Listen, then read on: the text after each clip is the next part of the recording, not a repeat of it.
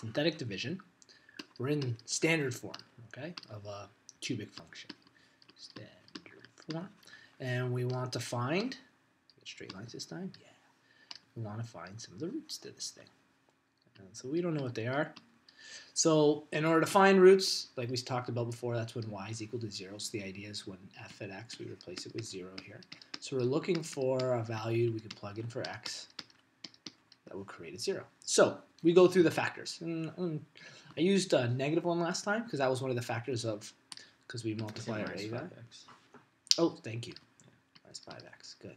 Otherwise, I could have simplified that. Right? So values to use, we multiply a times c, which gives us -6. And we write out our factors of -6 or 1, 6, 2, 3, and they could also be plus or minus of both. Okay, so with that being said, last time we knew that -1 worked out, right? I'm going to try values of 2 and see if they work out. So let's see. Positive 2. Oh, that should be cubed. Getting very sloppy here. Okay. 2 cubed will give us 8. Okay. Plus 2 squared is 4 times 2 is 8.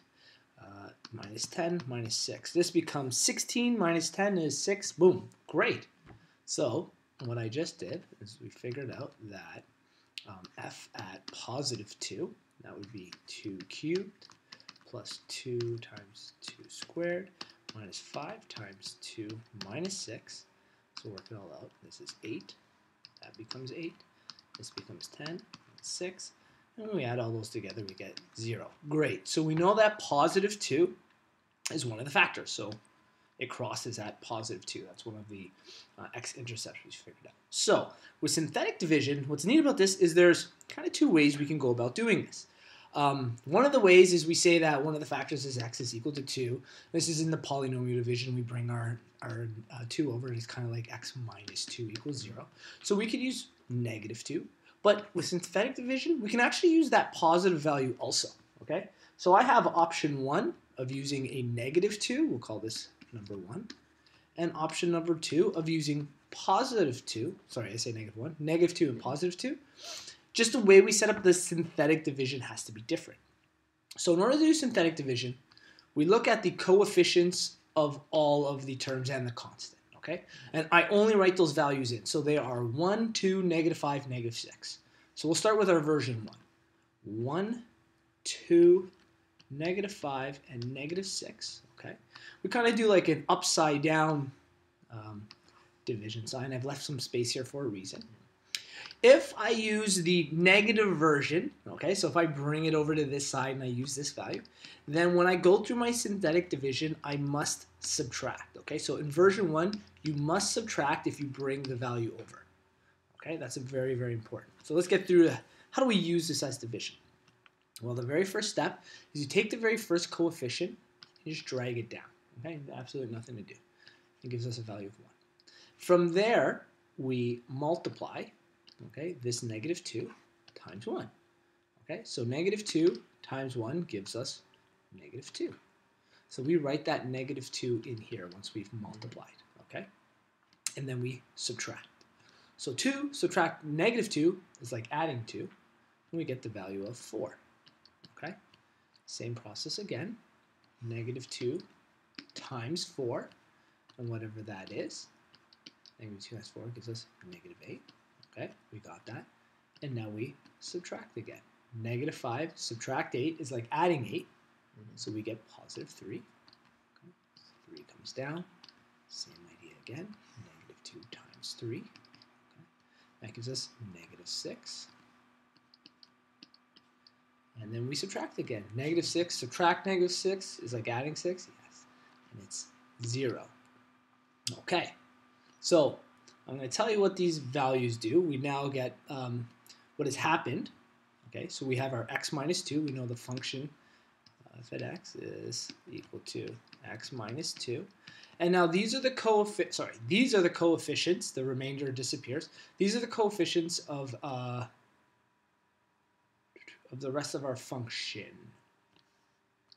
Let me confirm. Okay, so what we want to do is essentially the last term becomes like our constant. So think of it like x to the power of 0, that's just 1. We don't have to write anything in. This becomes x to the power of 2, x to the power of 3, and so on, depending on how many we had. Sorry, that should be 1 and 2. What am I talking about? 0, okay. 1, 2. So this becomes x squared plus 4x plus 3. Okay, and then we can use some like product and sum factoring, and this actually becomes x plus 1 and x plus 3. And now we have our factored form. But remember I told you there's another way we can do synthetic. I could have actually used the whole value. And sometimes the subtracting can be confusing. So I'm going to use the positive value this time. Set up the exact same way. So I have my positive 2 out here. And we make our like upside down division. The coefficients are the exact same coefficients. 1, 2, -5, -6. So 1, 2, -5, -6, okay? But if we use the actual root here, so positive 2, instead of subtracting, we add, okay? Now we go through the exact same process. We bring down the first coefficient, we get 1. We then multiply. 2 times 1, well, we know that's 2. 2 plus 2 is 4. Great. Next, 2 times 4. 2 times 4 is 8. -5 plus 8 is positive 3. And then same step again. 2 times 3 is 6. -6 plus 6 is 0. Well, there we go. The only thing is we have to remember now when we go to rewrite it out, f at x, that because it's a factored, because this is the actual root, when we write it in the bracket here, it's the opposite value.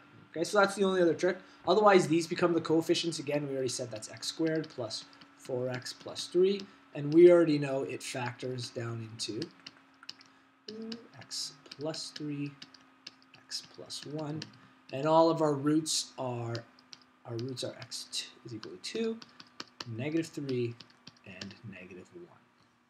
Okay, so two types of synthetic division.